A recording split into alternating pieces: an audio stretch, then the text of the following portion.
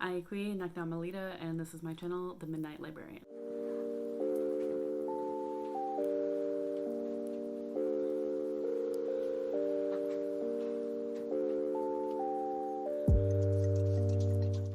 Today I will be talking about my worst and or most disappointing books of 2020. These opinions are my own. If these are some of your favorite books, then and you have a problem with someone going against your opinion, then this is not the video for you. We all have our own opinions. We all have our own likes and dislikes. These books just didn't do it for me. So I'm going to start off with the first book that I read for the year, and that is The Wise and the Wicked by Rebecca Potos. This is a YA urban fantasy based off of Russian lore. We follow Ruby, whose family has immigrated to the US, and her family has some kind of magical ability. They keep quiet about it, and it isn't until the girls become a certain age that they let them know what's going on. There seems to be only women in this family because there was some kind of family feud or terrible thing that happened back in Russia, and there are still people coming after their family, so they try to keep quiet about it. And they end up dreaming of the day they die, and they end up writing it down, and that's when they learn all the family secrets. Ruby's best friend and cousin ends up having that dream. It's coming upon this ceremony where she will learn family secrets.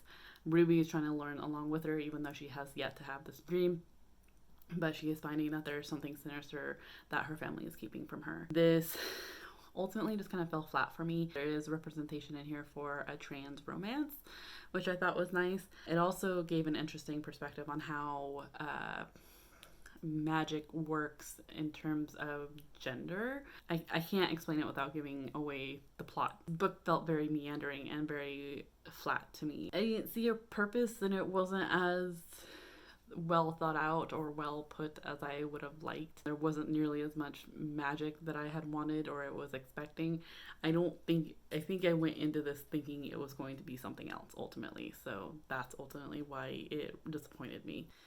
The next book is a much loved series on BookTube, so I feel like my opinion is very unpopular, and that is A Princess in Theory by Alyssa Cole. I read this back in February, I believe, and just I finished it.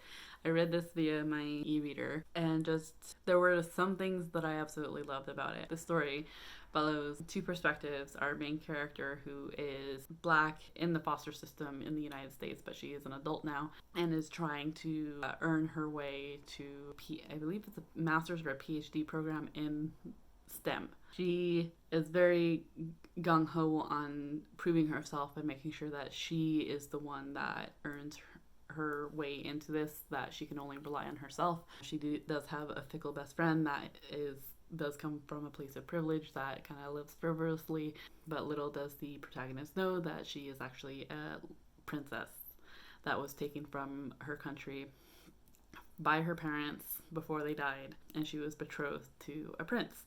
The prince comes to, I believe it's New York, to find her, and doesn't say he's the prince that she is betrothed to, because he wants to see how she would react to him as a person and not as a prince. It was a very interesting concept. I love the representation in here. My issue was the romance, and that's something that I'm realizing that I'm fairly particular in. Their romance was something that I wasn't necessarily rooting for, and I feel like that is the whole point of the book. Their romance was more sexual attraction than it was emotional connection. And that's something that it just kind of didn't have as much depth as I had wanted. It also just had some of the sex scenes were just kind of not what I had wanted particularly. It's not something that I particularly found enjoyable. Not to say that I don't enjoy sex scenes. There's just, we all have our particular tastes and wants and needs, and that it just didn't fit well with mine. So I also feel like there was quite a lot of miscommunication, and had there been communication and talking, that this book could have been shorter. So that's just something that I personally have a problem with in any book, is miscommunication or lack of communication. The next book is Dread Nation by Justina Ireland. It follows Jane McKean. She is Black in, I think it was just after Gettysburg. Just after Gettysburg, the dead start coming up off the ground, up from the ground, and start attacking people. So the society depends on laws like the Negro and Native Re-Education Act that requires children to attend combat schools to put down the dead. Jane is determined to prove her worth with this. She wants to help. So she is hoping to become an attendant, and goes to one of these schools to have better opportunities, because you get better jobs if you can slay the dead. From what I understand, this was a response to Pride, Prejudice, and Zombies. And actually, that's one of the reasons why I read this, was because I watched Pride, Prejudice, and Zombies last February. It was really kind of into zombies at the time, which was a weird turn. And so picked up this book because it has an intense cover. I absolutely loved it, and it had an excellent premise. I was hesitant because I heard there was Native American representation in here, and that always makes me hesitant when the author themselves aren't Indigenous. So read this, wasn't as impressed as I had hoped to be. I originally read this, I didn't think it was too bad. There was very little Native American representation, and at the time I figured that little to no meant that there was no bad, so fine. Now I realize that that's a missed opportunity, that basically no representation helps with the erasure of our culture, particularly when the storyline is inspired by residential schools. So I also was just ultimately disappointed because it was more political intrigue than it was actually like zombie fighting. It was still intense. It was still interesting. I will be picking up the sequel. It was just, after thinking about it more, just fell short, like ended up falling short for me. It's not the worst book that I read for the year, but it was a disappointing read. Another disappointing read was a sequel, and that was Our Dark Duet. This is the second in the Monsters of Verity duology by Victoria Schwab. First being The Savage Song, which follows August Flynn, who is a monster who wants to be human. And so he tries to act as human as possible, trying to do so in order to hopefully at some point maybe he just wants to be human that bad. But it also follows Kate Harker, who wants to prove that she can be as monstrous as her father. The city is split in half. The Harkers kind of control the northern half of the city, where people can buy their protection from monsters, in a world where violence breeds monsters. And in the Harker section, they can pay for their protection, while in the southern section, where the Flynns control it, they feel that the only monsters worth partnering with is the Sunai, which is what August is, I believe. Ultimately really interesting. Ultimately love this Savage Song. Still didn't like Kate Harker in the first one, still don't like her here. Loved August. He is a sweet baby monster, and thought he had so much growth in the first one, and this one it's like he overcorrected and has to relearn everything, which kind of irritated me. It didn't feel like August to me. In my opinion, we got way too much of Kate. I don't think this sequel was needed at all. If this wasn't a sequel, I would be unhauling it, but because I love the Savage Song so much, and I'm one of those people that needs to keep the series together, this is another one that I feel like is going to be an unpopular opinion. Beach Read by Emily Henry. This is a contemporary romance in which two writers, Augustus Everett, who writes literary fiction, and January Andrews, who writes best-selling romances. They find themselves to be neighbors as January kind of takes some escape from her personal life and to write, but they both have writing blocks. So they challenge themselves by switching genres and making a bet and seeing who does better at each other's own genre. It's basically like a supposed hate to love romance, and ultimately I just didn't like it. I appreciated August Everett as a love interest. I thought he was really complex and interesting. He liked some of the darker things and just had a darker history. January Andrews, just I did not connect with her at all. I felt that a lot of this book was her overreacting, miscommunicating, refusing to communicate, and just ultimately I just felt she was unlikable. I also felt that there was a lack of diversity in here as well. There was like one person of color thrown in for convenience, and it didn't feel like there was much of a point to it. Didn't enjoy this book, just thought it was a little like boring and got frustrated at January. So I do have a nonfiction on here, and that is Stiff, The Curious Life of Human Cadavers by Mary Roach. This was, I think, just shortly after I read Caitlin Doughty, and was really intrigued to learn more about the details of what goes into dead bodies. Stiff was actually very much recommended on My Favorite Murder fan pages on Facebook and other places. I kept hearing good things, so I picked it up and listened to it, and ultimately was really disappointed. The information itself was interesting and very well done to a point. Mary Roach consistently inserts her opinion into the book, which I did not like. I felt it was distracting. I felt like it was unneeded. Caitlin Doughty does that in a way that makes it feel personal, feels like she's having a conversation with you. Mary Roach does it in a way that makes it feel like she's kind of lecturing you about this information, and then lectures you about her opinion, puts it in this light of you should have reached this opinion already. And that's just something I didn't like. It felt like she was kind of forcing her opinions on me. Didn't appreciate that in the how she wrote. Don't understand why this book is so highly rated. Another unpopular opinion, and that is The Wicked Deep by Shay Earnshaw, about the town of Sparrow that's supposedly located in Oregon, and basically is cursed by 3 witches that the town killed over 2 centuries ago. And now every summer 3 women get taken over, they don't know who, and they drown men. So there are multitudes of men that die every year, and the town kind of uses this as a tourist attraction for their town. So we follow our main character, Penny Talbot, who feels like she's just kind of stuck in the town. Her father disappeared.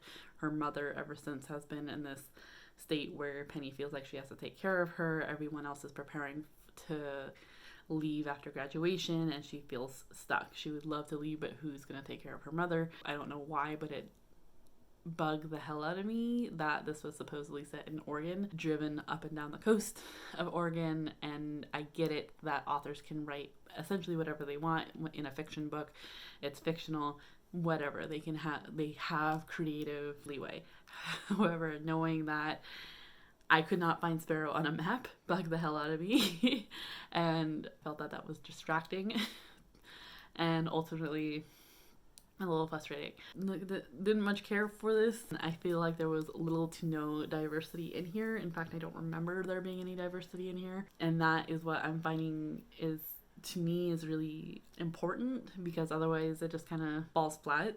I feel like this doesn't have very much depth to it, and was ultimately just disappointed and felt like there was no real point.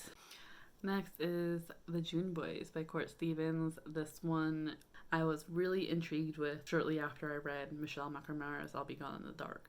I had wanted more true crime-ish fictional books. This one was odd in terms of I believe this is set in Tennessee, where there is a kidnapper. Every year in June, someone kidnaps 3 boys, keeps them for a year, and then come June of the next year, those boys are released and 3 more are taken. The main character, our protagonist, is trying to figure out who's taking these boys. It's kind of like amateur sleuthing, because one of the boys taken this current year is her cousin. So her and a group of friends are trying to figure out who could be the kidnapper and trying to learn more details about it, despite the fact that the town doesn't believe that the kidnapper kidnapped her cousin, because 3 boys were already taken and her cousin disappeared later than June. So it doesn't match the profile. This was really interesting, but I agree with Kayla in that some of it was confusing. Thinking about this book,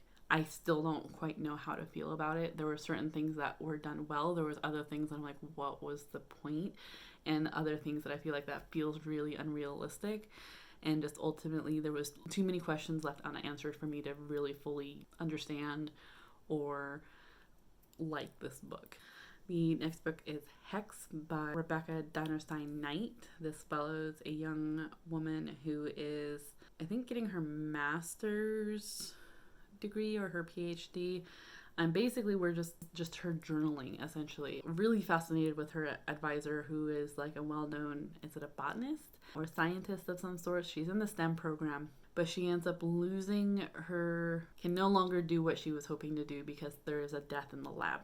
The university shuts it down. So she's trying to figure out what else she can research or study in order to appease her advisor that she so highly respects. And it's basically this drama as her friends get to know her advisor. And this is another one that I'm just like, what's going on? I didn't see a point. I didn't understand why the main character liked her advisor so much, because anytime she interacted with her, I felt she was unlikable and bitchy. There is this aspect that I liked of like being in someone in the science field's head. I really liked chemistry and sourdough because of that, but Hex just kind of felt like, what's the point? I don't understand. There's a bunch of drama. You're not speaking up for yourself, and it was just disappointing. The cover is beautiful, but that's about the only thing I really like about it. My most disappointing read for 2020 is actually The Couple Next Door by Shari Lapena. It was the only one I gave 1 star to in the year of 2020. This follows a couple who have a 6-month-old daughter. They end up leaving her in their house while they go next door for a dinner party. But when they come back from that dinner party, their daughter is gone. Despite having a baby monitor on them and checking in on her every 30 minutes, she is kidnapped and gone. So this whole book is essentially a thriller trying to figure out who took the baby. Are they going to get the baby back? What's the point of the baby being taken to begin with? And ultimately, it was entirely frustrating. Everyone has this like a presumption about someone else in this book. And ultimately, aside from the detective, who no one bothers talking to really, ultimately everyone ends up fitting into those presumptions that everyone else has made about them, which is entirely frustrating to me. There was no point to it. I ultimately just disliked everyone in this book, aside from the detective, which ultimately I just felt bad about and was like, arrest them all. This was incredibly frustrating. I disliked it immensely. Like, I would like a domestic thriller that does not make a wife crazy or unstable. Despite everyone saying to face that Anne was normal and that postpartum depression is normal, and everyone questioning her anyway about her stability, she falls into that. So it's like, that to me was incredibly frustrating. And after reading The Woman in the Window last year and having that be an extremely disappointing book as well, I'm wondering if I just don't like domestic thrillers, because this seems to be the theme. So those were my most disappointing or worst books of 2020. If you read any of these, I would love to hear your opinion on them. If you enjoyed these books, like I said, good on you. I didn't. If you enjoyed this video, be sure to give it a thumbs up. If it's the first time seeing me, be sure to subscribe and hit the little bell icon to see more of my content. You can find me on other social media platforms if you want to chat: Instagram, Twitter, Goodreads, and now Storygram, which I will have all linked down in the description down below. I will have links below too for raising awareness, particularly MMIWG2S, which is Murder Missing Indigenous Women, Girls, and Two-Spirit people. I have multiple websites giving information and looking for donations across the US and Canada, as well as links and information for Turnout, which is a nonprofit organization in the Bay Area, San Francisco area, that help LGBTQ plus community members with food, COVID relief, as well as have volunteer opportunities for mentorships and Pride. Share and donate where you can. And I hope that you are in the mental mindset to enjoy your reading, and I will talk to you again soon. Cheerio!